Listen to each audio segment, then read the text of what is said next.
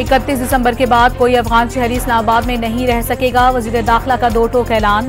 PTI को एक लाश दिखाने का चैलेंज। विम्स अस्पताल में जख्मी एहलकारों की इयादत की।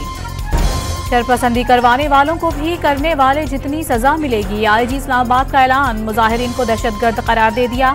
27 एहलकारों को गोलियां लगी। ऑपरेशन के दौरान 9,959 शरपसंदों को गिरफ्तार किया गया।